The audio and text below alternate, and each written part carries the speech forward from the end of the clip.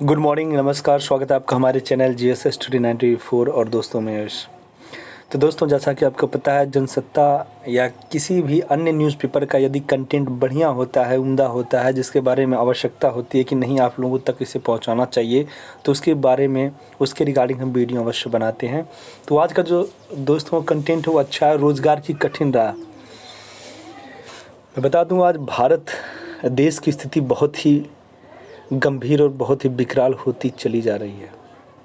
मतलब आए दिन जिस प्रकार से बड़ी बड़ी मल्टीनेशनल जो कंपनियां हैं, जिस प्रकार से अपने अपने एम्प्लॉयज़ का जो छटनी कर रही हैं, चाहे आप एलन मस्क को ले लें, ट्विटर में थोड़ा वैश्विक परिदृश्य में भी देख लीजिए ना, चीज़ें कितनी गंभीर हो चुकी हैं। ये मुद्दा मात्र भारतीय नहीं है, ये मुद्दा किस प्रकार से वैश्विक स्तर पर भी बड़ा गंभीर होता चला जा रहा है। उसके बाद फेसबुक ने अनाउंसमेंट किया है, उसमें भी छटनी की जाएगी। उसके बाद गूगल ने तकरीबन बोला कि 10,000 एम्प्लॉयज़ को निकाला जाएगा। तो ऐसा क्यों हो रहा है, बता दीजिए। जो सालों से जो एम्प्लॉय लगे थे, दिन रात मेहनत कर रहे थे, अपना जीविकोपार्जन कर रहे थे, कंपनी को एक अलग मुकाम पर लेकर जा रहे थे, आखिर क्या ज़रूरत पड़ गई कि लोगों की छटनी करने की आवश्यकता पड़ गई। तो सीधा सीधा बात है कि हो सकता है कि उनको प्रॉफिट ना हो, ठीक, कहीं ना कहीं उनको आर्थिक रूप से नुकसान हो रहा है, इसीलिए वो इन सारी चीज़ों में कटौती कर रहे हैं। और भारतीय यदि प्रदेश में देखा जाए तो इसके कई कारण हो सकते हैं। कारण कई हैं, जैसा कि आप देख सकते हैं आजकल हमारे देश में, जानते हैं मैं थोड़ा सा चीज़ों को भारतीय परिदृश्य में बता के थोड़ा सा ग्रामीण इलाकों में लेकर चलता हूँ, क्योंकि ग्रामीण इलाकों में भी स्थिति पहले की अपेक्षा बहुत ही ख़राब हो चुकी है। पहले पता है, ज़्यादातर हमारे किसान भाई जो है, ग्रामीण जो लड़के थे, वो खेती व्यवसाय में लगे हुए थे। पर आज स्थिति हुआ कि दोस्तों, हर ज़िले में, हर गांव में अब मशीनों के द्वारा कटाई हो रही है, मशीनों के द्वारा बुनाई हो रही है, जुताई हो रही है, बुआई हो रही है। सारी चीज़ें जो हम डिपेंड हो गए हैं मशीन पे। नहीं तो पहले क्या होता था, ग्रामीण इलाकों के कुछ लड़के लड़कियों को बुलाकर लोग गांव में अपने खेतों में काम करवाते थे। उससे एक समझ लीजिए जो रोज़गार पैदा होता था, ठीक है, वो बहुत बड़ी बात थी। उसके बाद धीरे धीरे इन सारे रोज़गारों का स्थान ले लिया मशीनरी ने। आज वो स्थिति है, आप देख सकते हैं कि पहले क्या होता था कि कल वोल चलता था, वहाँ भी मजदूर की आवश्यकता होती थी। पर आज के परिदृश्य में देखा जाए तो ग्रामीण इलाकों में गन्ना की खेती बहुत ही कम कर दी गई है, और जो गन्ना की खेती होती भी तो दोस्तों सीधे मिल में चली जाती है। तो इसका ये सब कारण ही कारण है। और देखा जाए कोविड-19 के बाद का जो स्थिति है वो बहुत ही दयनीय और जर्जर हो गया है। जो बच्चे, जो लड़के जो है कि शहरों में निवास करते थे, किसी कारणवश वो जो है कि शहरों से जब आए तो उनकी इच्छा नहीं हुई जाने की बाद में शहरों में, उसके बाद वो यहीं पे सोचें कुछ किया जाए। हो सकता है कि दोस्तों उन्होंने तमाम तरह के लागत लगाकर, पैसा लगा के कुछ अलग से इन्वेस्टमेंट करना चाहा, कुछ अलग से स्टार्टअप स्टार्ट करना चाहा, पर दोस्तों वो चला नहीं और डूब गए। तो कई कारण हो सकते हैं, क्योंकि यदि आप तो चलते हैं, देखते हैं। यहाँ देखिए लिखा, वैश्विक अस्थिर आर्थिक हालात के बीच घरेलू कुप्रबंधन का परिणाम क्या होता है। तो अभी तो वैश्विक अस्थिरता चालू है। वैश्विक अस्थिर का मतलब है इसमें सारे देश उसी रूप से चल रहे हैं जो भारतीय परिवेश की स्थिति है। अस्थिर का मतलब स्थिरता नहीं है, ठीक है, कब फ्लक्चुएट हो जा रही है वहाँ की इकोनॉमी, कभी अप चल जा रही है, कभी डाउन चली जा रही है, ठीक है। अभी आप देख सकते हैं कि भारतीय रुपये का जो है कि मूल्यांकन यदि आप करें डॉलर के प्रति, तो कितना कैसा स्थिति है बता सकते हैं आप। भारतीय रोज़गार बाज़ार की मौजूदा स्थिति इसका आईना है, ठीक। अब रोज़गार बाज़ार में जाके देखिए कितने लोगों के पास रोज़गार। जो हमारे भारत के प्रधानमंत्री कहते हैं कि हमने 78,000 लोगों को ऑन द स्पॉट जो है लेटर दे दिया, ज्वाइनिंग लेटर दे दिया। मेरे भाई वो सब कहने की बात है, जो 2-3 साल पहले से जो लगे हुए हैं उनको दिया जा रहा है। वास्तविकता है, सच्चाई हम लोग भी तो वहीं के हैं, हमारे आगे तो कोई नहीं पाए। एक बंदा अगर कोई पा जाता तो पता चलता कि हाँ वास्तविकता है। तो देखिए, रोज़गार का आजकल राजनीतिकरण कर दिया गया है। वो सारी चीज़ें बस मीडिया और अखबारों तक होती हैं, पर धरातल पे कुछ भी नहीं होता। यही कारण है, जब तक हम सही चीज़ों का विरोध नहीं करेंगे, सही चीज़ों की मांग नहीं करेंगे सरकार से, तब तक उनकी आंखें नहीं खुलेंगी और हमें भी अपनी आंखें बंद करनी पड़ेगी। जब तक हम मंदिर, मस्जिद, धर्म, जाति में उलझे रहेंगे, हमारा ऐसे ही शोषण होता रहेगा और लंबे समय तक होगा। मौजूदा हालत इस बात को भी साफ कर देते हैं कि रोज़गार की राह आगे भी आसान नहीं रहने वाली है। तो यदि कुछ लोग सोच रहे हैं कि नहीं भविष्य में स्थिति सुधर जाएगी, तो भाई भविष्य में स्थिति और विकराल होगी, क्योंकि जनसंख्या विस्फोट भी हो रहा है और संसाधन जो देश में वो कम होते चले जा रहे हैं। नई नई कंपनियां बंद होकर लोग भाग रहे हैं। ऐसी कठिन राह पर चलकर अर्थव्यवस्था कहाँ पहुँचेगी कल्पना कर पाना कठिन है। समय सूझबूझ और सुनीति की मांग करता है, जबकि प्रबंधकों पर अभी भी कुनीति का खुमार छाया हुआ है। अब देखिए, प्रबंधकों पर कुनीति का खुमार का मतलब है जिनको जिम्मेदारियां दी गई थीं कि आप इसमें कुछ अविश्वसनीय करिए, सबके रोज़गार की व्यवस्था करिए, वो लोग सोए हुए हैं क्योंकि उनका पेट भर रहा है, उनका रोज़गार, रोजी रोटी चल रही है। तो उनको आवश्यकता नहीं है कि गरीबों के बारे में सोचें, देशवासियों के बारे में सोचें। रोज़गार के आंकड़े बताते हैं कि अक्टूबर 2022 में जहां एक तरफ नौकरियों की संख्या घटी, वहीं बेरोजगारी दर ऊपर गई है। खासतौर से ग्रामीण इलाकों में बेरोजगारी दर में तीव्र उछाल आया है। वह भी गैर कृषि क्षेत्र में स्थिति चिंताजनक है। Centre for monitoring Indian economy के आंकड़े बताते हैं कि अक्टूबर 2022 में बेरोजगारी दर बढ़कर 7.8% हो गई, जो सितंबर 2022 में 6.4% थी। यहीं पर ग्रामीण बेरोजगारी दर अक्टूबर 2022 में 8% दर्ज की गई। इसमें कोई संदेह नहीं कि बेरोजगारी भारतीय अर्थव्यवस्था के साथ जैसे जोंक की तरह चिपक गई है। अब देखिए, जोंक की तरह चिपक गई है भारतीय अर्थव्यवस्था के साथ ये जो बेरोजगारी, क्यों? मतलब ये अब लंबे समय तक रहने वाली है, क्योंकि हमारे जो देश के नीति नियंता हैं उस पर चिंतन मनन नहीं करना है। उनका जो उद्देश्य बस फला राज्य को जीतना है, फला गांव की प्रधानी जीतनी है, नियंबर जीतना है, बीडीसी जीतना है, उनको बस जीत चाहिए। अनाप शनाप कुछ भी बोल के वो जीत ले लेंगे। अन्यथा दोस्तों, हमारे देश में इतना पैसा, इतना संसाधन है, चाहें तो हमारे देश में जो हमारा किसान है, जो हमारा गरीब तबका है, जो भोजन के लिए मर जा रहा है, जो स्वास्थ्य के लिए मर जा रहा है, उसका ट्रीटमेंट नहीं हो पा रहा है, ये किसी से छिपा नहीं है सच्चाई। मतलब छोटी छोटी बीमारियों से जिस प्रकार से गरीब तबका मर रहा है, उसकी सबसे ज़्यादा जिम्मेदार ही नेतागण है। क्यों आपको कोई नेता बनाया है? आपको जिम्मेदारी दी गई है ना। देखिए, यदि देश सेवा होता हमारे देश के नेताओं का तो समझ में आता, पर आजकल वो सेवा नहीं कर रहे हैं। वो पैसे के लिए कुछ भी कर सकते हैं, सत्ता के लिए कुछ भी कर सकते हैं, उनके ऊपर सत्ता का नशा हो गया है। औसत दर 7.7% पर बनी हुई है। चिंताजनक बात यह है कि अक्टूबर 2022 में सिर्फ बेरोजगारी दर ही नहीं बढ़ी, बल्कि रोजगार बाजार में श्रमिकों की भागीदारी भी घटी है। सितंबर 2022 में श्रमिक भागी दर 39.3% थी, जो अक्टूबर 2022 में घटकर 39% रह गई। जनवरी 2022 से लेकर अक्टूबर 2022 तक LPR लगातार 40% से नीचे बनी हुई है। श्रमिक भागीदार कम इसलिए हो रहा है दोस्तों ना,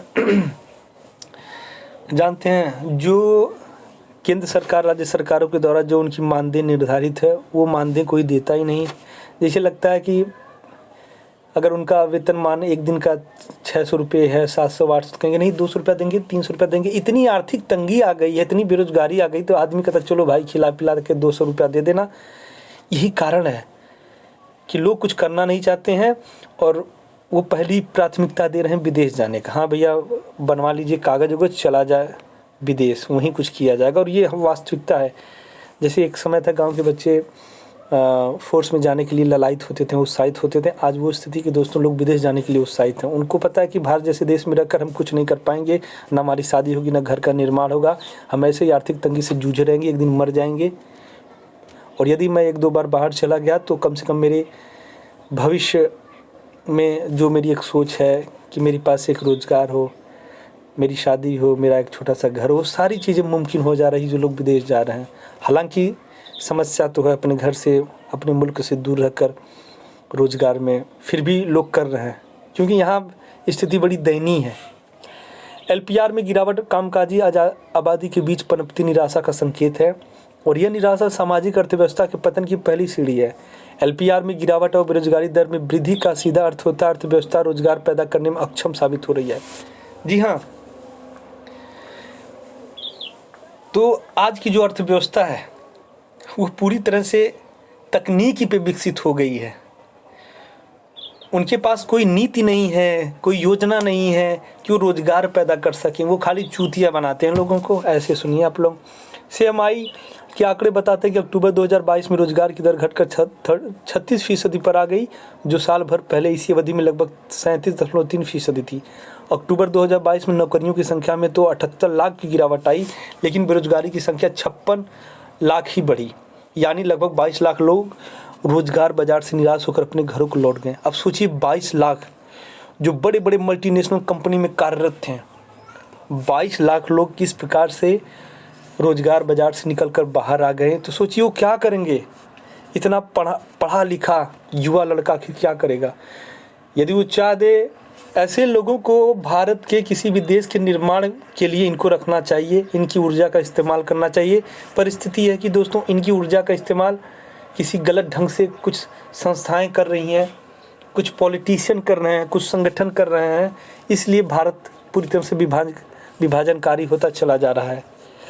रोजगार बाजार की स्थिति तब और चिंताजनक हो जाती है जब ग्रामीण इलाकों में नौकरियां घटने लगती हैं, और वह भी गैर कृषि क्षेत्र में। ग्रामीण नौकरियों में अक्टूबर 2022 की गिरावट और गैर कृषि क्षेत्र में ही हुई है। हालांकि कृषि क्षेत्र में सिर्फ अक्टूबर 2022 को छोड़कर पिछले एक साल से नौकरियां लगातार घट रही हैं। नौकरियों के मामले में कृषि क्षेत्र नवंबर 2021 में अपने उच्चतम पर था। ठीक, तो देख सकते हैं कि ग्रामीण इलाकों में स्थिति कितनी दयनीय है। ठीक है, पर आपको बता दें, यदि आप शहरों में निवास करते हैं, शहरों में यदि बंदा 1-2 महीने के लिए बेरोज़गार हो जाए तो उसकी स्थिति बहुत बद से बदतर हो जाती है, क्योंकि उसकी सारी चीज़ें इंटरकनेक्टेड होती हैं। इंटरकनेक्टेड होने की वजह से अगर उनका सैलरी 10 दिन भी आगे पीछे होता है ना, तो स्थिति चिंताजनक होने लगती है। और 2 महीने तक जिस बंदे का बेरोजगारी का आलम आ जाता है तो वो क्या करेगा बताइए। इसीलिए हमारा जो युवा भटक चुका है, वो सोच रहा है कि भाई परिवार चलाना है, क्या किया जाए, कुछ तो करना है। उसके लिए सही गलत वो नहीं सोच रहा है। इसीलिए ज़्यादातर जो युवा है एक नई दुनिया की तरफ कूच कर रहा है, उसे पैसा चाहिए। ठीक, आधी हिस्सेदारी रखने वाले खुदरा क्षेत्र की हालत भी ग्रामीण इलाकों में पतली हो रही है। इसका सीधा अर्थ है कि ग्रामीण भारत में खरीदारी क्षमता घट रही है और मांग नीचे आ रही है, जबकि देश के लगभग 70% आबादी ग्रामीण इलाकों में रहती है।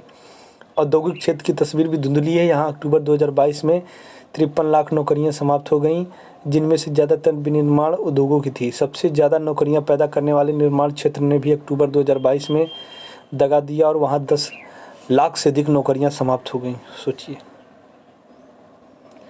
जो इंडस्ट्रियल एरिया हैं उनकी भी जो स्थिति बड़ी नाजुक चल रही है। क्या करें, कहीं किसी क्षेत्र में इंडस्ट्री लगाई जा रही है तो जो नेतागण है इतना ज़्यादा अपना कट मांग ले रहे हैं तो उन्हें चलाने में समस्याएं हो रही हैं। 50 जो है कि कर लगा दे रहे हैं, इसका टैरिफ इतना बढ़ जाएगा तो आपकी कंपनी को ये कागज़ निकालो, पॉल्यूशन फलाना ढिकाना, इतने कागज़। अरे कागज़ का उद्देश्य क्या होना चाहिए? कागज़ का उद्देश्य होना चाहिए कि हाँ आप इसे लेकर जागरूक हैं। इसका मतलब नहीं एक कागज़ के ऊपर 50-50 करोड़ रुपया लूट लिया जाए। यही कारण है कि इंडस्ट्रियाँ जो हैं कि अन्य देशों में चली जा रही हैं या फिर ऐसे जगहों पे जा रही हैं जहाँ पे इस तरह की समस्याएं ना हो। तो कहाँ से रोज़गार पैदा करेंगी? हैं, रोज़गार तो तब पैदा करती ना जब उनको थोड़ा सा मौका दिया जाता, उनके साथ कोऑपरेटिव नेचर अपनाता कोई, तब वो नौकरियाँ और रोज़गार पैदा करती। उनको पता है कि सबको खिलाना पिलाना है, उनकी भी स्थिति ऐसे ही बस चल रही है। लगभग 7.5% पर पहुंच रही है। शहरों में सितंबर 2022 में कुल 12.6 करोड़ नौकरियां थीं। अक्टूबर 2022 में आंकड़ा बढ़कर 12.74 करोड़ हो गया, लेकिन आकार के लिहाज से शहरी क्षेत्र रोजगार बाजार में ऊँट के मुंह में जीरा का ही हैसियत रखता है। आंकड़े और अनुभव दोनों इस बात की गवाही देते हैं कि घरेलू बाजार में मांग नहीं है और ऊँची महंगाई दर इसे और नीचे लाने में जुटी हुई है। दूसरी तरफ वैश्विक मांग में गिरावट के कारण निर्यात भी लगातार नीचे गिर रहा। अक्टूबर 2022 में निर्यात 16.65% गिरकर 20 महीने के निचले स्तर पर 29.78 अरब डॉलर पर आ गया, जबकि आयात 6% बढ़कर 56.69 अरब डॉलर पर पहुंच गया। यदि अप्रैल अक्टूबर 2022 के आंकड़ों को देखा जाए तो निर्यात मात्र 12.55 फीसदी की वृद्धि हुई और यह 263.3 अरब डॉलर का रहा, जबकि आयात 33.12% कर 436.81 अरब डॉलर पर पहुंच गया। सोच सकते हैं ये आंकड़े जो है कि आप याद कर लीजिएगा, लिख लीजिएगा, जब कभी भी किसी से डिबेट हो, बहस हो, ठीक है, या आप अपनी बातें प्रमुखता से, सख्ती के साथ और आंकड़ों के साथ कहते हैं तो ज़्यादा प्रभावशाली नज़र आता है। तो इस चीज़ के लिए आप लोग याद रखिएगा। एक तरफ निर्यात में गिरावट के कारण नौकरियां घटेंगी, तो दूसरी तरफ आयात बिल बढ़ने से पूंजीगत निवेश प्रभावित होगा। जैसा कि आंकड़ों से प्रमाणित भी होता है कि सवाल उठता है फिर नौकरियां कैसे पैदा हो पाएंगी। आपको पता है हमारे भारत जैसे देश में जहां पर सरकारी जो पद हैं किस प्रकार से कुछ संगठन के द्वारा, कुछ मनबड़ों के द्वारा जो है, जो सरकारी पदों पे जो आसन है वही सहयोग करते हैं निजी लोगों को, उसके बाद वो पदों को बेच रहे हैं 20 लाख, 25 लाख, 30 लाख में। तो यहाँ पे योग्यता प्रमुखता नहीं आएगी, यहाँ पे पैसा प्रमुख है। जब पैसे से इंसान 40 लाख, 50 लाख के जाएगा तो उसका पहला उद्देश्य यही होगा कि भैया मैं परिवार से जो पैसा लिया हूँ, जो अपना खेत बंधक पे रखा हूँ, बेचा हूँ, पहले मैं वो सही कर लूँ। जो जिस प्रकार से भर्ती होगा वो उसी प्रकार का कार्य करेगा। ये कहिए यदि वो मेहनत से जाता तो वो एक कृतज्ञता जाहिर करता सरकार के प्रति, पर उसे पता है कि भैया पैसा देके हुए हैं तो हमको भी लूटना ही है। विश्व व्यापार संगठन ने भी रोजगार बाजार धुंधले भविष्य की ओर से ही इशारा किया है। इसके अनुमान के मुताबिक 2022 में वैश्विक व्यापार की वृद्धि दर 3.5% रहेगी, जबकि 2023 में यह मात्र 1% दर सिमट जाएगी। यह अनुमान एक तरह से वैश्विक मंदी की बुनियादी, यानी भारत का निर्यात घटेगा और घटाव रोजगार बाजार पर काली घटा बनकर बरसेगा। सरकार को हालांकि अभी भी सेवा क्षेत्र से बड़ी उम्मीद है, क्योंकि वैश्विक उत्पाद बाजार में भारत की हिस्सेदारी 1% है। तो कह रहा कि सेवा बाजार, जो इंटरनेट की जो व्यवस्थाएं हैं उसमें बड़ी इसको उम्मीद है। उम्मीद कुछ नहीं है, सरकार उम्मीद लेके क्या करेगी? रोजगार पैदा करिए, उम्मीद वाली बात मत करिए।